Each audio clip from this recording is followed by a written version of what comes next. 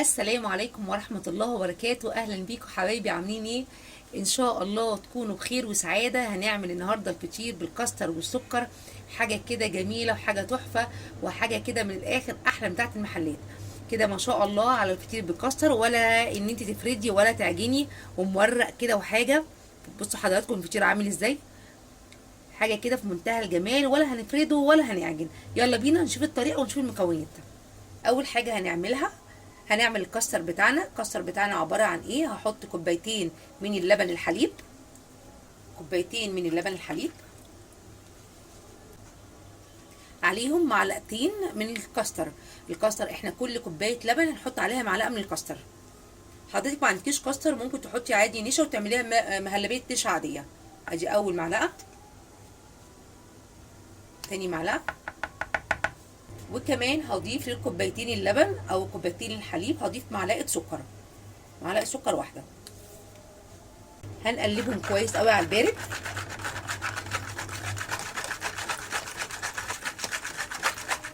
وبعد كده نرفعهم على النار ياخدوا غلوتين ويتقلوا. هوري حضراتكم بعد كده هنعمل ايه. كده الكاستر بتاعنا خلص. نبدا بقى نغطيه بستريتش راب او كيس نايلون عادي، ونبدا اهم حاجه نحط كده عليه الورق الاستريتش او الكيس، بحيث ان هو ما يكونش طبقه خالص، ما يكونش قشره، ونخليه لحد ما يبرد خالص. خلال كده هنعمل ايه؟ عندي نص كوبايه سمنه،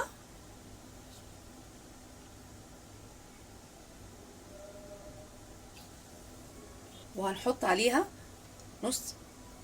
نص كوبايه زبادي، يبقى نص كوبايه سمنه معاها نص كوبايه زبادي. هضيف معاهم كمان نص معلقه من البيكنج باودر، بيخلي الفشير بتاعنا هش وجميل جدا. هنقلب المكونات دي كلها مع بعض، وده هيكون السائل اللي احنا هنستخدمه واحنا بنعمل الفشير بتاعنا، ايه اللي هيخلي الفشير بتاعنا مورق وجميل. هنجيب كده ورقه الجلاش بتاعتنا، يكون الجلاش بتاعنا من نوع نظيف، ويا ريت كمان يكون الجلاش بتاعنا من الكنفاني او اللي هو بتاع الكنافه والقطايف والحاجات دي، يعني بيكون الجلاش بتاعه طازه وبيكون جميل جدا. نبدا نشتغل.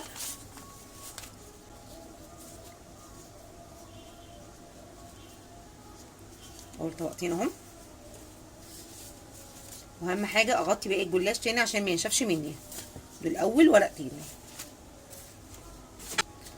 هبدا ان انا اوزع كده المحلول بتاعي دوت على كل الورقه.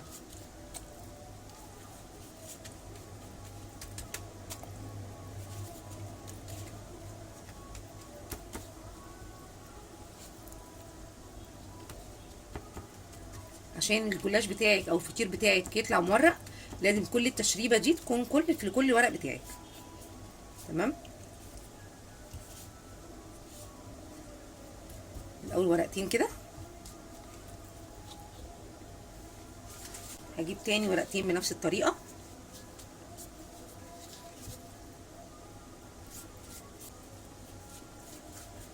السمنه مع الزبادي بتعمل هنا مخلوط جميل جدا، هو ده السر بتاع التوريقه بتاعت الفطير دوت.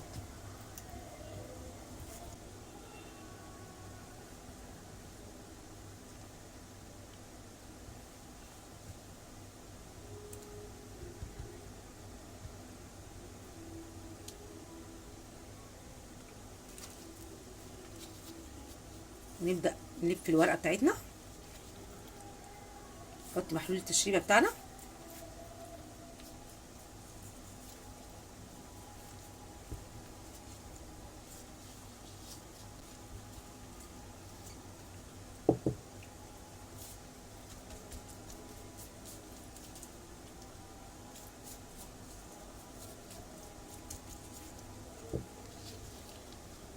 نبدا نلف كده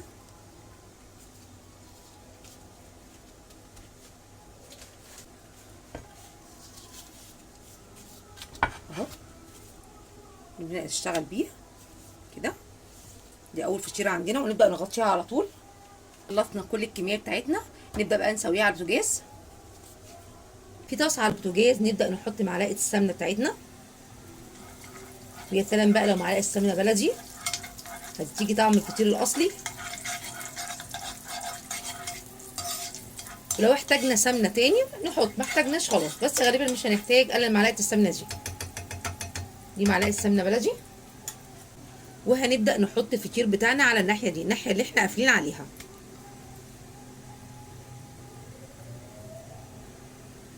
بسم الله. ونخلي النار متوسطه.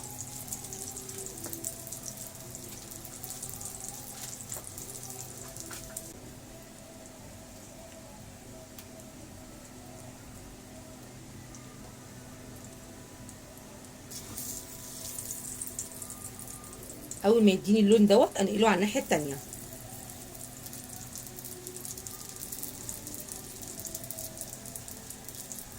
اللون طبعا بتاع حضرتك، شوفي عايزه اللون احمر قوي كده ولا يدوب اللون الذهبي، اللون ده بتاع حضرتك.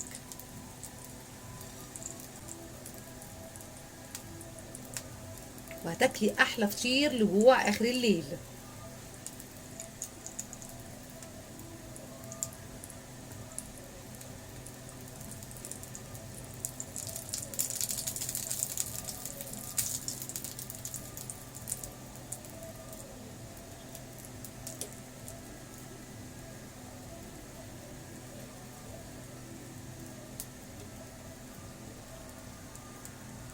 الله على الفطير بتاعنا، ولا فطير الحلواني.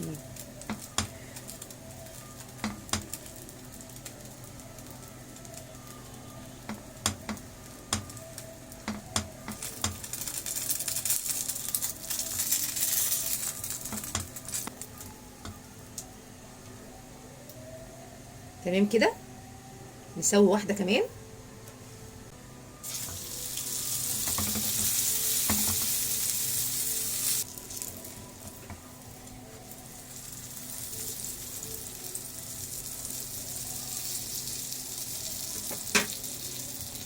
النار بتاعتنا متوسطه، مش عاليه جدا ولا هاديه.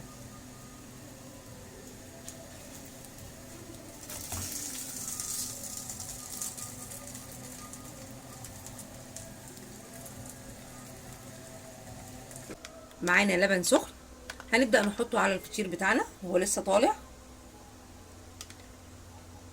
على فكره اللبن ده كمان عليه قشطه، فهيدي طعم خطير.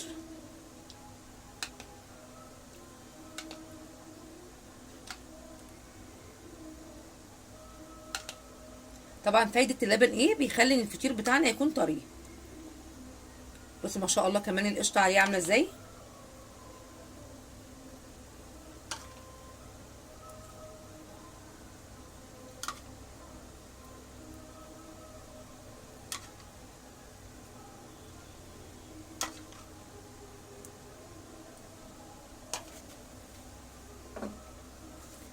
واخر حاجه هنعملها هنرش عليه سكر البودر، عشان كده احنا قلنا عايزين نص كوبايه سكر بودر. طبعا بيديه طعم تحفه.